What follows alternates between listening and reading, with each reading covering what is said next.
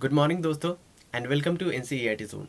जैसा कि आपको पता है, आने वाले अपकमिंग एग्ज़ाम्स के लिए हमारी जीएस की सीरीज़ चल रही है, जिसमें हमने बहुत सारे वीडियोस ऑलरेडी हमने कर लिया है।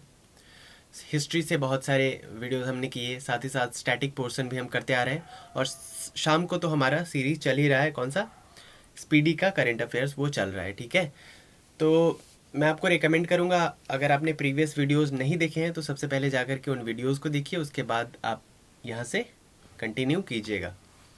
वीडियो शुरू करने से पहले एक रिक्वेस्ट है, अगर आप चैनल पे नए हैं तो सबसे पहले प्लीज़ सब्सक्राइब कर दीजिए। अगर आप ऑलरेडी इस चैनल पे आ चुके हैं पहले भी और अभी तक सब्सक्राइब नहीं किया तो सब्सक्राइब करिए और बेल नोटिफिकेशन भी ऑन कर लीजिए। ठीक है, नोटिफिकेशन का जो बेल है उस पर क्लिक कर दीजिए। वीडियो शुरू करते हैं। आज के वीडियो में हम बात करेंगे कुछ रेवोल्यूशंस की, जो कि एग्रीकल्चर के सेक्टर में हुए या फार्मिंग के सेक्टर में हुए और इंडस्ट्रीज़ के सेक्टर्स में हुए। बात करेंगे उन रेवोल्यूशंस का एम क्या था, किन प्रोडक्ट्स को लेकर के वो रेवोल्यूशंस हुए थे और उस रेवोल्यूशन के फादर कौन थे, जनक कौन थे, प्रणेता कौन थे। ठीक है, तो चलिए शुरू करते हैं। सबसे पहला है एवरग्रीन रेवोल्यूशन। क्या है एवरग्रीन रेवोल्यूशन? नाम से ही पता चल रहा है एवरग्रीन का क्या मतलब होता है, सदाबहार। तो एवरग्रीन कब हो सकता है? जब हम चीज़ों को क्या रखें, साफ रखें, ग्रीन रखने की कोशिश करें, तभी तो वो एवरग्रीन रह सकता है। तो ये हुआ था integration of ecological principles in technology. ठीक है, टेक्नोलॉजी डेवलपमेंट तो होना चाहिए, लेकिन टेक्नोलॉजी डेवलपमेंट होने के टाइम पे जो इकोसिस्टम है उसका भी ख्याल रखा जाना चाहिए। तो इकोलॉजिकल प्रिंसिपल्स को, इकोलॉजिकल सिद्धांत को नज़र में रखते हुए टेक्नोलॉजी का डेवलपमेंट करना, इसके लिए ये रेवोल्यूशन हुआ था। और इस रेवोल्यूशन के जो फादर हैं वो हैं MS स्वामीनाथन, जो कि इंडिया में ग्रीन रेवोल्यूशन के भी फादर माने जाते हैं। ठीक है, तो इसमें हम ग्रीन रेवोल्यूशन की भी बात करेंगे। क्लियर है? तो सबसे पहले हमने क्या देखा, एवरग्रीन रेवोल्यूशन। इसका एम क्या था?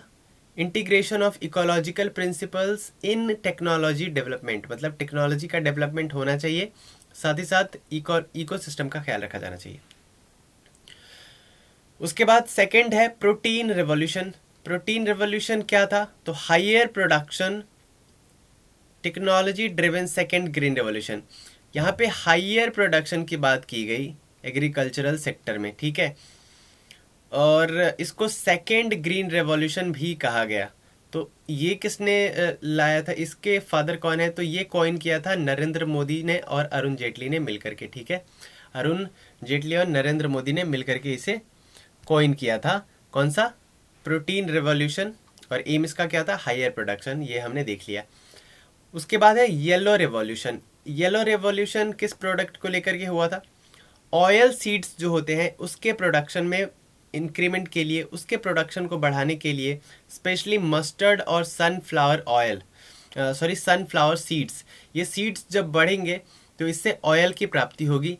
इसको ज़्यादा से ज़्यादा प्रोड्यूस करने के लिए ये रेवोल्यूशन लाया गया था। कौन सा? Yellow revolution. ठीक है, और इसके जो फादर माने जाते हैं वो सैम पित्रोदा को माना जाता है। क्लियर है? तो ध्यान में रखिएगा, येलो रेवोल्यूशन जब आपके सामने आए तो आप क्या लगाएंगे? ऑयल सीड्स लगाएंगे। ऑयल सीड्स का प्रोडक्शन बढ़ाया गया था इसमें, खास करके मस्टर्ड, सरसों और सनफ्लावर यानी कि सूरजमुखी के प्रोडक्शन को। उसके बाद है ब्लैक रेवोल्यूशन। ब्लैक रेवोल्यूशन किस चीज़ के लिए था? तो ये था पेट्रोलियम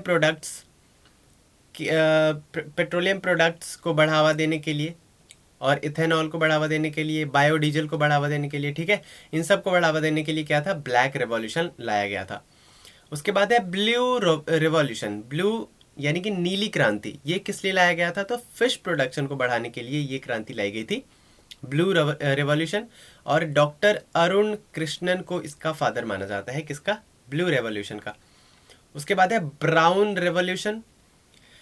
ब्राउन रेवोल्यूशन क्यों लाया गया था? लेदर, चमड़ा, कोकोआ, ठीक है, जिससे कॉफ़ी वगैरह बनाई जाती है, नॉन कन्वेंशनल प्रोडक्ट्स, स्पाइसेस, इन सब को बढ़ावा देने के लिए और स्पाइसेस के एक्सपोर्ट को भी बढ़ावा देने के लिए क्या लाया गया था?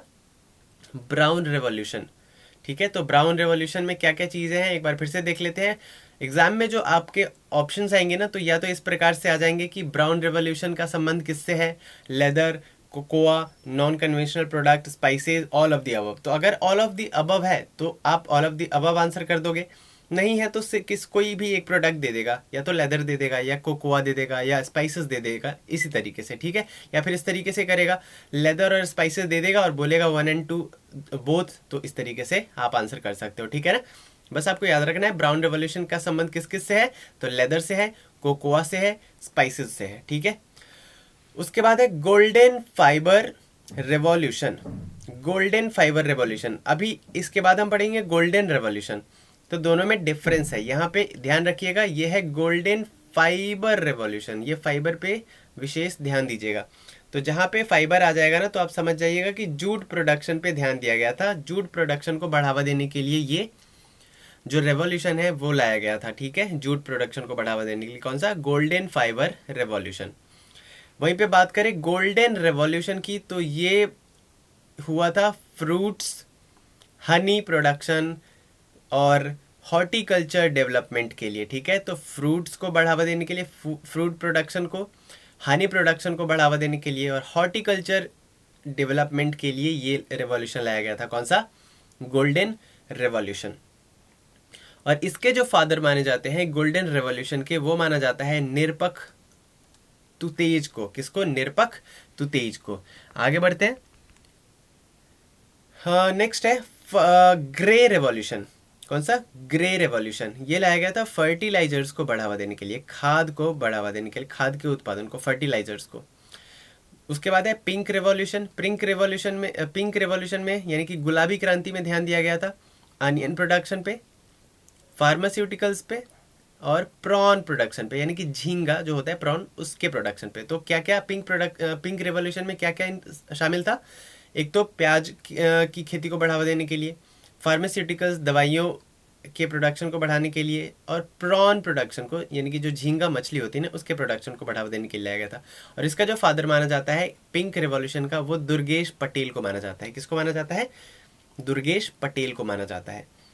उसके बाद है सिल्वर रेवोल्यूशन। सिल्वर रेवोल्यूशन माना गया था, लाया गया था एग के प्रोडक्शन को बढ़ावा देने के लिए और पोल्ट्री प्रोडक्शन को बढ़ावा देने के लिए। पोल्ट्री यानी कि चिकन जो जहाँ पे मिलता है, पोल्ट्री फार्म जहाँ पे बत्तख चिकन वगैरह पाला जाता है। तो सिल्वर रेवोल्यूशन का संबंध किससे है, एग के प्रोडक्शन से और पोल्ट्री के प्रोडक्शन से, ठीक है। इंदिरा गांधी को इसका मदर ऑफ दिस रेवोल्यूशन बोला जाता है। किसको, कौन सा रेवोल्यूशन, सिल्वर रेवोल्यूशन। और इसकी जो जनक हैं वो जननी है, जनक नहीं कहेंगे क्योंकि ये इंदिरा गांधी है, तो जननी है कौन, Indira Gandhi, mother of silver revolution. उसके बाद है सिल्वर फाइबर रेवोल्यूशन। ध्यान दीजिए, एक तो ऊपर था गोल्डन फाइबर रेवोल्यूशन जिसका संबंध था जूट से, और गोल्डन रेवोल्यूशन का संबंध था फ्रूट्स से, हनी से और हॉर्टिकल्चर से। वहीं पे सिल्वर रेवोल्यूशन का संबंध था एग प्रोडक्शन और पोल्ट्री प्रोडक्शन से। वहीं पे सिल्वर फाइबर का रेवोल्यूशन का जो संबंध है वो कॉटन से है, ठीक है। तो ध्यान में रखिएगा, ये तो लॉजिकल बात है कि क्योंकि कॉटन वाइट होता है, सिल्वर भी वाइट होता है, इसीलिए सिल्वर फाइबर रेवोल्यूशन का संबंध कॉटन से। वहीं पे गोल्डन कलर का होता है और जूट भी गोल्डन कलर का होता है, समथिंग मतलब सेम सिमिलर होता है, तो इसीलिए जूट प्रोडक्शन से गोल्डन फाइबर का संबंध था, ठीक है। तो ये तो लॉजिक से याद रख सकते हैं हम। अब बात करते हैं रेड रेवोल्यूशन की। तो रेड रेवोल्यूशन में दो चीजें थी, एक तो मीट प्रोडक्शन पे ध्यान दिया गया और दूसरा टोमेटो प्रोडक्शन पे ध्यान दिया गया। और विशाल तिवारी को इसका जनक माना जाता है, फादर ऑफ रेड रेवोल्यूशन। किसको माना जाता है, विशाल तिवारी। वहीं पे बात करें राउंड रेवोल्यूशन की, तो राउंड रेवोल्यूशन में पोटैटो के खेती पे विशेष ध्यान दिया गया, इसको बढ़ाया गया, ठीक है, पोटैटो को। ग्रीन रेवोल्यूशन, और ये काफ़ी पूछा जाता है ग्रीन रेवोल्यूशन, तो इसमें फूड ग्रेन्स पे ध्यान दिया गया, जैसे राइस हो गया, खास करके वीट, इसके खेती पे, इसके प्रोडक्शन पे ज़्यादा ध्यान दिया गया, गेहूं। और इसका जो जनक माना जाता है, father of green revolution, MS Swaminathan को माना जाता है इंडिया में। वाइट रेवोल्यूशन की बात करें तो वाइट रेवोल्यूशन का संबंध है मिल्क प्रोडक्शन को बढ़ावा देने से, ठीक है। और वर्गीज कुरियन को इसका फादर माना जाता है। वर्गीज कुरियन किसके संस्थापक है, अमूल के संस्थापक है, जो कि गुजरात में है अभी, अमूल, ठीक है। आनंद में है। वहीं पे गोल्डन रेवोल्यूशन की हम बात करें तो इसका संबंध है फ्रूट प्रोडक्शन से। शायद हमने गोल्डन रेवोल्यूशन, हाँ ऊपर हमने पढ़ लिया था फ्रूट प्रोडक्शन से, ठीक है, दोबारा हो गया तो फ्रूट प्रोडक्शन, ठीक है। तो इस वीडियो में हमने बात की कुछ रेवोल्यूशंस जैसे white, black, grey, brown, blue etcetera. तो जितने भी इम्पोर्टेंट रेवोल्यूशंस थे हमने सब कवर कर लिया। इसके फादर कौन है ये भी हमने देख लिया। उम्मीद करता हूँ वीडियो आपको पसंद आई होगी। अगर वीडियो पसंद आई है थोड़ी सी भी तो प्लीज़ बिना लाइक किए मत जाइएगा, कमेंट ज़रूर करके हमें बताइएगा। आपके एक कमेंट पढ़ लेने से हमें कितनी मोटिवेशन मिलती है वो सिर्फ हम जानते हैं, ठीक है। तो आपका एक छोटा सा कमेंट हमारे लिए रामबाण का काम कर सकता है, ठीक है, रामबाण काम कर सकता है। तो ठीक है, मिलते हैं नेक्स्ट वीडियो में। तब तक बने रहिए हमारे साथ, और अगर आपने अभी तक सब्सक्राइब नहीं किया तो कर दीजिए। मिलते हैं, till then bye bye and take care.